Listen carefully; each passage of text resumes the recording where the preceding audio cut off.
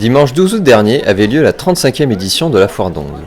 Gérard Dumaine, président du foyer rural, et Maryse Blanc-Ventre, maire d'Ongles, nous expliquent les clés du succès de cet événement. Comme tous les ans, nous avons toujours des nouveautés.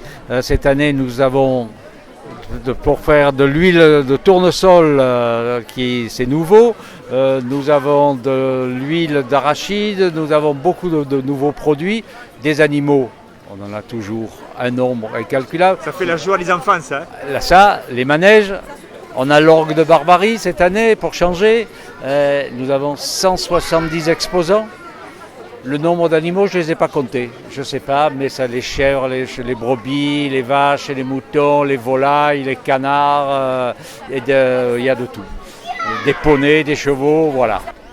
Nous n'avons pas de revendeurs, que des producteurs, des éleveurs, des artisans.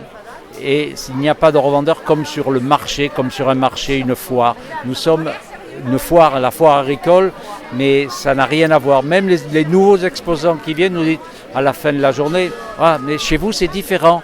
Les gens demandent, nous posent des questions sur ce qu'on fait, comment ça fonctionne, et ça n'a rien à voir avec un marché traditionnel.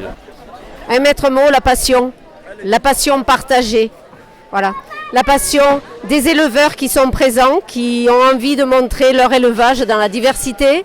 La passion des agriculteurs, producteurs du pays, qui viennent aussi rencontrer à la fois l'habitant et le touriste, parler de leur production, de leurs atouts et aussi de leurs difficultés. Donc ce lien-là, c'est forcément un ingrédient majeur. Donc, et c'est aussi de la passion. Ensuite, la passion des artisans qui montrent aussi leur savoir-faire. Et puis beaucoup de passion des villageois d'Ongles, parce que franchement, voilà, il faut le faire. On est un tout petit groupe de bénévoles. Et voilà, on est à fond sur la foire. On ne pense plus que foire depuis des jours et des jours. La passion, c'est aussi la passion, au-delà de l'élevage et de la production locale, c'est la passion de la mécanique agricole. Ça, vous le verrez en entrée de foire côté Rocher d'Ongles. C'est vraiment, ce sont des gens qui bichonnent la mécanique agricole, leurs tracteurs et tout, et qui sont très fiers de nous les porter à Ongles aujourd'hui. Voilà, c'est la passion de la chasse à la grive à protéger. Aujourd'hui, nous avons le concours régional de la chasse à la grive de Chilé. Voilà, c'est pas un hasard, je crois, qu'ils soient venus à Ongles. C'est à la fois voilà, la tradition et parfois l'innovation. L'innovation, c'est aussi le fils d'Éric Jean qui a monté un prototype pour presser ses tournesols et en faire de l'huile. Et il vient nous le montrer aujourd'hui pour la première fois. Florian Jean, là on est sur une belle innovation dans l'extraction d'oléagineux pour faire de l'huile. Et notamment, on m'a dit que vous fournissiez le collège Henri Logier de Fort-Calquier. C'est ça, oui. Le collège Henri Logier, le collège de Volx aussi. Pour tout ce qui est friture et un peu d'assaisonnement aussi. Alors ça se passe comment? Quel est ce procédé que vous avez finalement inventé? La presse en elle-même existe déjà, mais c'est juste la conception de la machine et l'ergonomie de la machine qui a été mise en place par nous. En fait, c'est assez simple, le tournesol donc, arrive par le plafond avec une trémie de stockage sur le toit et un système de vis sans fin, extrait l'huile pourvu d'un peu d'impureté qui sera filtrée par la suite. Et on a les matières sèches, donc le tourteau, ce qu'on appelle, qui sort vers l'extérieur, qui sert pour l'alimentation du bétail. Eric, votre père m'expliquait qu'il n'y avait pas de perte, finalement, tout était recyclé après, parce qu'on nourrit le bétail après avec. C'est ça, voilà.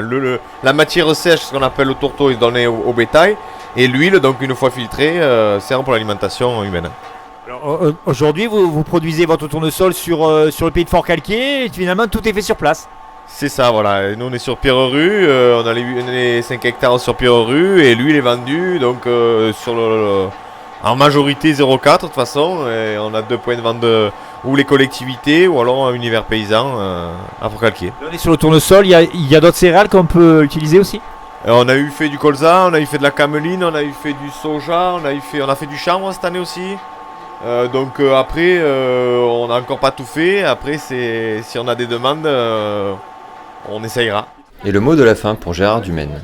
Sans les bénévoles, on ne pourrait rien faire. Il y a des détails, il y a des trucs jusqu'à la dernière seconde, on est obligé d'aller à droite, à gauche, les parkings, de surveiller les parkings, surveiller les emplacements, la buvette, tout.